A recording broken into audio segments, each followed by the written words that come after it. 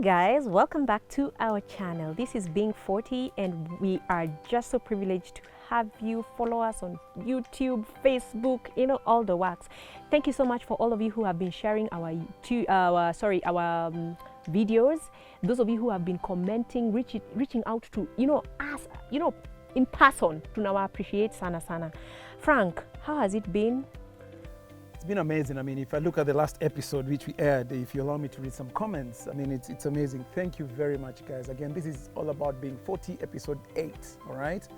And the last episode, which is episode 7, we were talking about finances and investments. Yes. Let me just read out some of your comments. Jonah Wanjala says, I love those 2 rules. I applied that and it really worked. The Swedish proverb says, he who buys that he does not need steals from himself. Underline the word need. Thanks for sharing this. That's Jonah Wanjala. Spencer Awar says, it is a small river that flows into the big river. Guys, I see we can end up inviting some people for Being 40 and share some of their views, right? Angel Broxy, wow, I'm in love with this post. Team No Sleep, okay, that's interesting. And then, of course, we have Rina Namsia. She says, topic close to my heart. Thanks for sharing. And guys, once again, let me take you to our YouTube channel where some of you are subscribed. Keep on subscribing. And these are some of the comments. I love this channel. Such good conversations. That's Claudette Jolebo. Wow. Claudette Jolebo. Awesome name, right? We have Monique. Again, Monique, you'll be one of our loyal viewers. Keep it up, Monique. We love you. And this is what Monique says. I wish someone had told me about investments early enough and doing things that I loved and was excited about other than always following what I was told to do. Great conversations, guys. I mean, the list is endless and endless. We'll keep on sharing your views. Welcome to episode 8.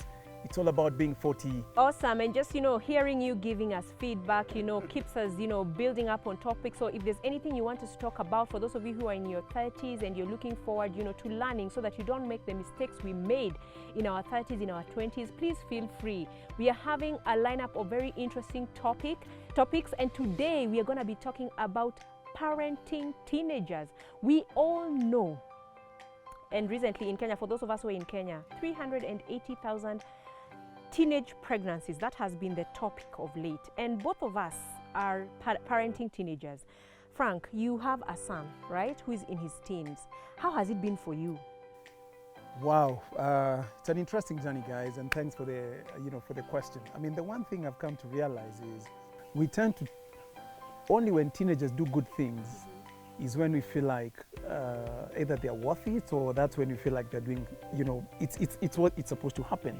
But when they do bad things, we're like, no, you cannot do that. One of the things I've learned, Jeremy is now 15. Oh my goodness. Wow. And it's interesting that it's gotten to a point where I'm learning things from him from a parenting perspective.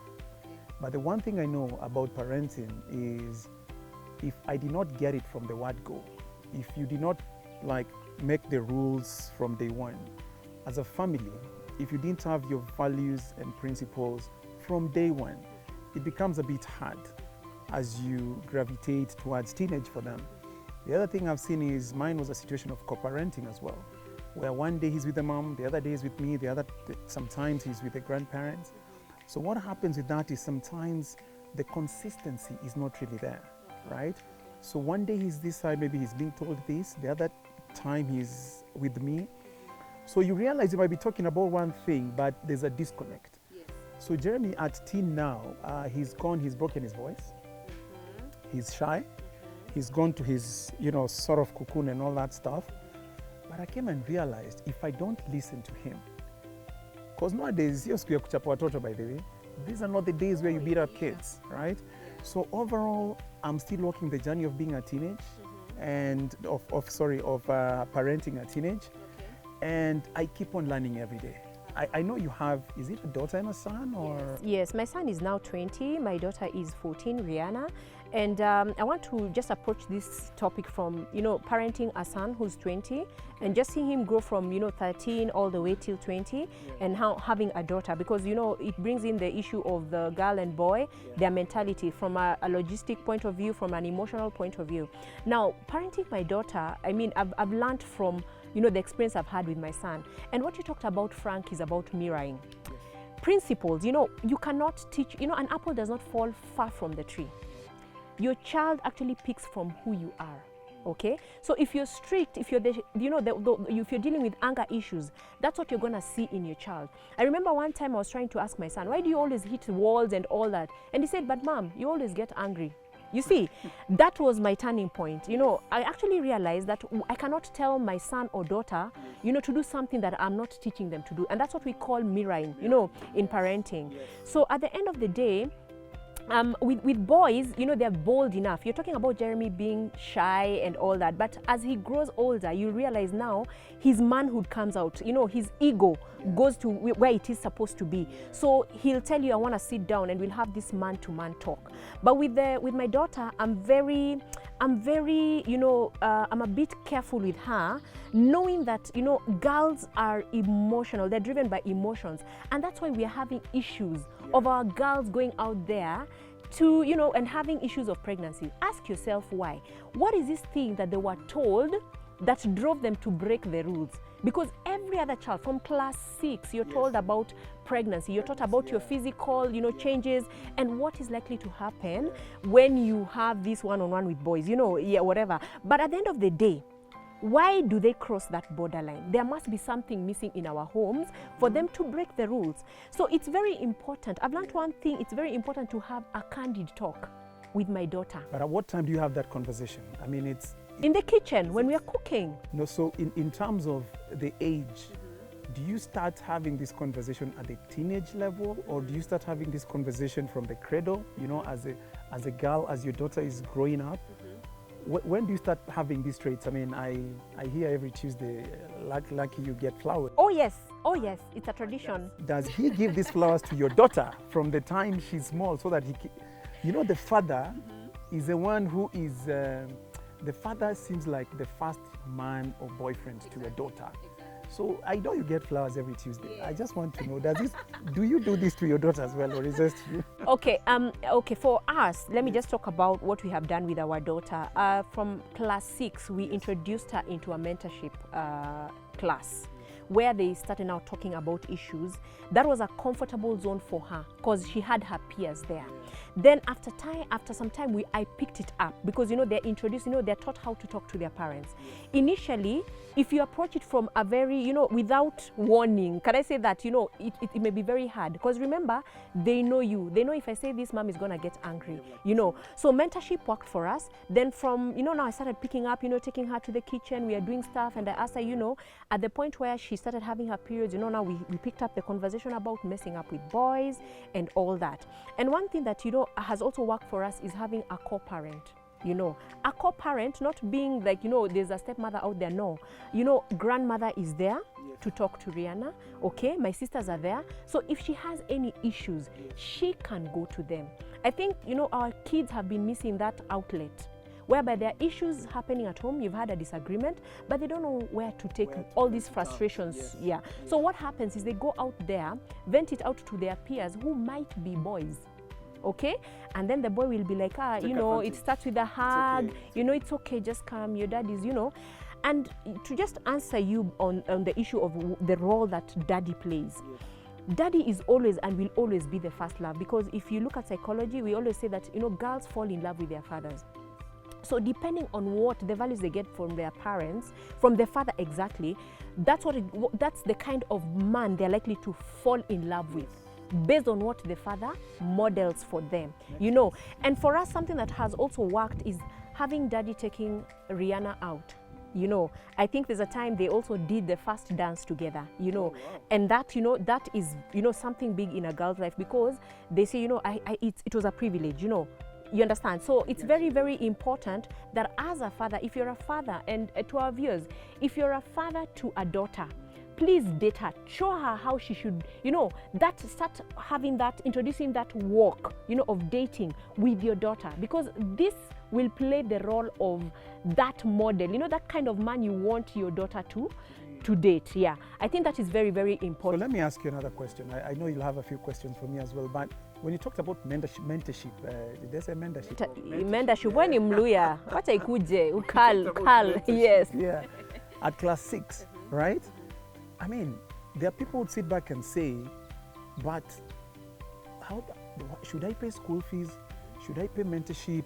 What should I do? So is it your mentorship? Was it where you were paying a counselor, or was it mentorship which, as a parent, you do the mentorship, or there's a wider family that also helps doing the mentorship in terms of guiding your daughter? Well, for us, it was a church group, but there was a fee, a cost to it.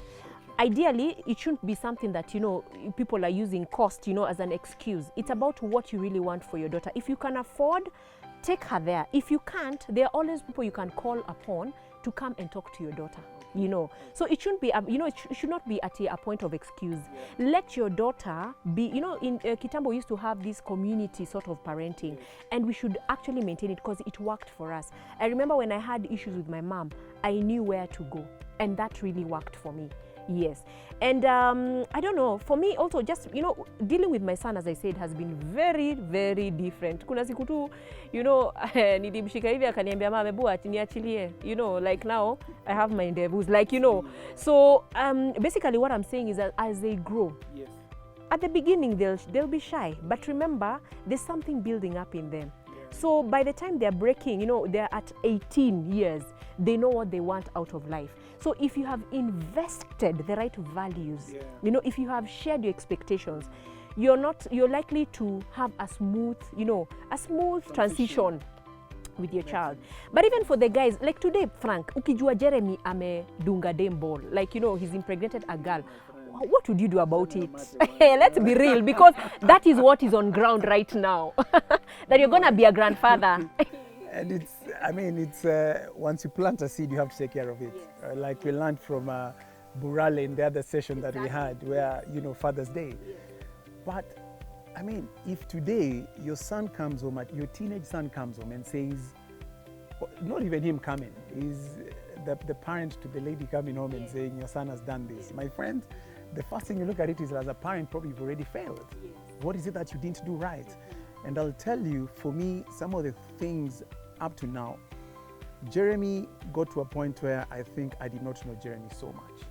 And until other people started coming in, Jeremy has a new friend called Amari. And of course now there's a little one called Jermaine. And what they've brought out in Jeremy is something, I just can't believe it, because I remember Father's Day, right? And Jeremy, Amari, Jermaine, they decided to surprise me.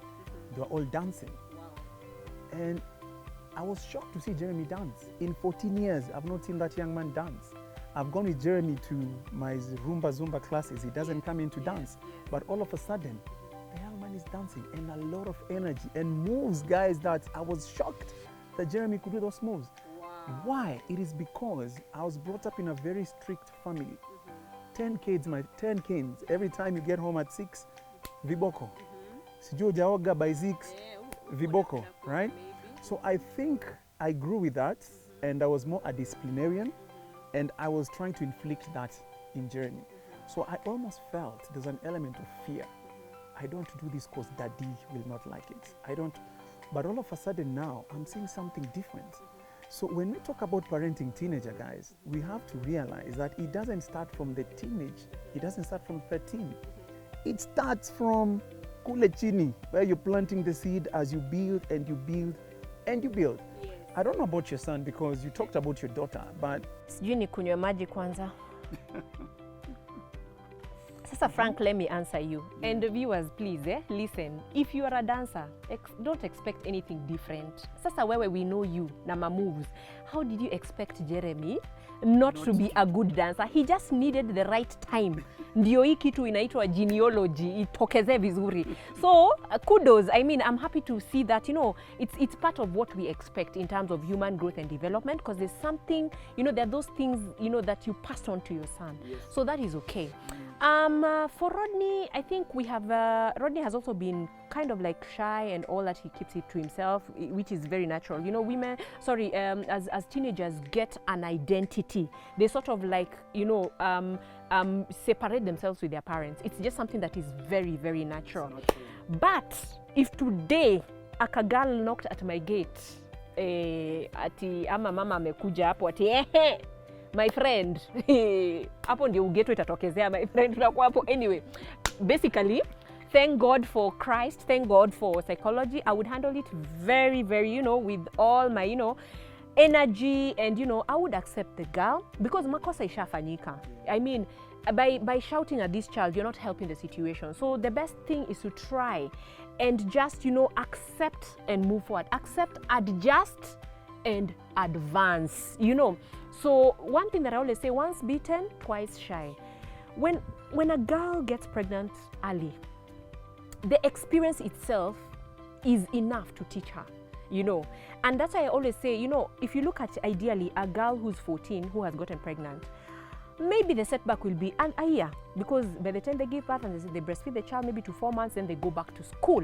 But that becomes a learning point. So to the parents out there, if you're listening to me or listening to us and you know you're a victim of circumstances, please do not blame yourself, because sometimes, yes, you tell your child, you talk to your child, you give them good morals and values, but they choose. Remember, at the end of the day, they have choices to make. And for whatever choice they make, they have to bear the consequences. So if you're finding yourself in this situation, please just walk the journey with your teenager.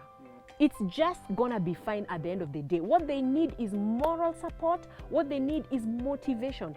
Makosa imeshafanyika. Let us, inasemanga kwa Kiswahili tu yalio Peter Sindwele or whatever, tugange ajao. Yes, let us build the future, because the mistake has happened. And it doesn't mean just because that daughter is pregnant, or maybe just because your son has impregnated someone, at hiyo ndio maisha ndio. No, let us be those parents, because a parent is a motivator, is an encourager, okay? That is your role. And I think you said something critical, and I think what I would add on that is, as parents, let us not sweat the small things. I mean, guys, if your son comes home and he wants to shave whichever design or anything else, those are small things. Let's not sweat over those things, right? There are certain small things we see our kids are doing at teenage. The more you start blocking them, it becomes a challenge. And to also the people, you know, who read a lot of books. I read books a lot, right? But what I come to realize is, don't copy-paste from the book and then you come and put it on your child. Get the concepts from the books. There's a book called How to Raise a Gentleman. I read that book and I was trying to apply those things to Jeremy. My friend, you heard my story? My son is a dancer and I never knew, up to 14 years old. And yet I read How to Be a Gentleman, right?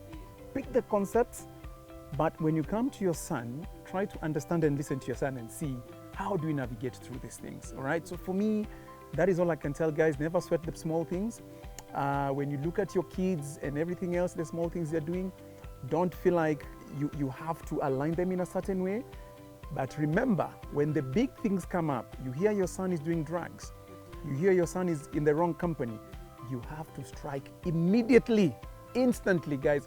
You have to strike instantly without fail. Otherwise, you're going to deal with the consequences later. I love that. Frank, you have talked about identity, getting an identity. And even as we wind up, maybe we can pick up on this in the next episode. You know, how to deal with children who are abusing drugs, you know, issues, you know, that create conflict when it comes to parenting. But one thing that I'd like to just, you know, emphasize, even as a child gets identity, there are things, there are do's and don'ts. Like, for example, my daughter knows there are things she cannot wear in my house. Yundamrarua, literally. Ndamtoa, yani, you know, I'm that kind of mother. But at the end of the day, remember, you have to let them get their own identity. They are not a photocopy of you, like copy paste. They also have something that, you know, they were created for. So allow them to be. So please, guys, keep your comments coming. I know this is a very sensitive topic right now. Let us know, what else would you like us to talk about teenagers, you know, because we have been there. We have done that. This is the second time I'm dealing with a teenager. So I have a lot of experience. Please don't be shy. Call us, inbox, all those things, and please share our videos. Let us reach out to all the parents who are parenting teenagers so that we can create the society that we want in terms of teenage parenting. And the beauty of the Being 40 show is we talk about our own experiences, personal experiences at 40. You might be at 20, at 30, and you're already experiencing some of these things. You have people who are 30s and are raising teenagers. Please listen to our stories. Give us your comments, inboxes.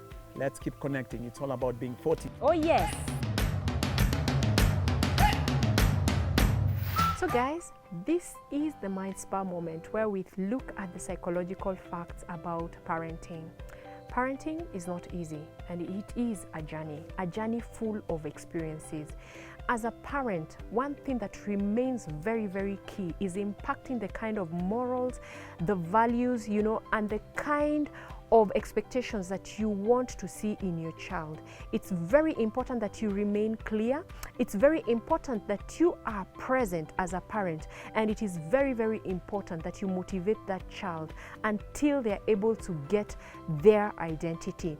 This is Venus Chengo, and this is the Mind Spa Moment.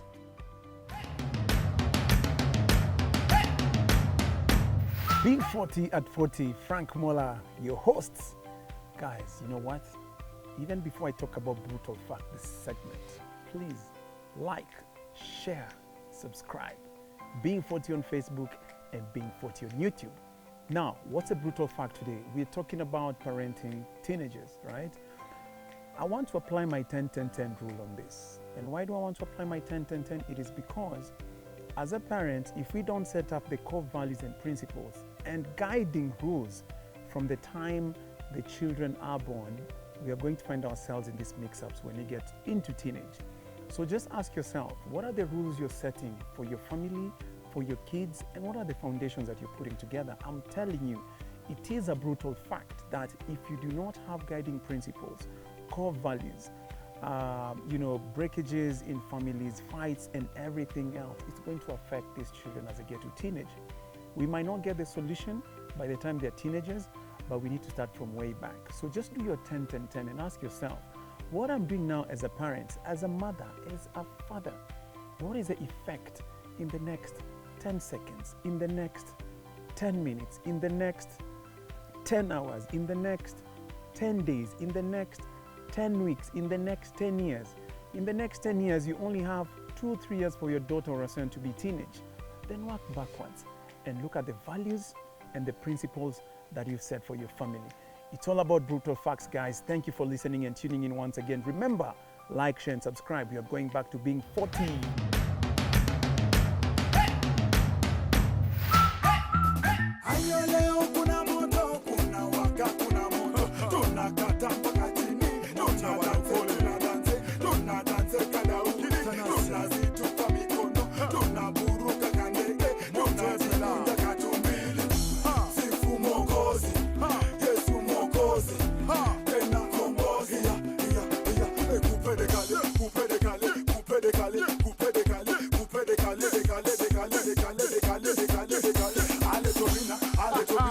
Ale Tovina,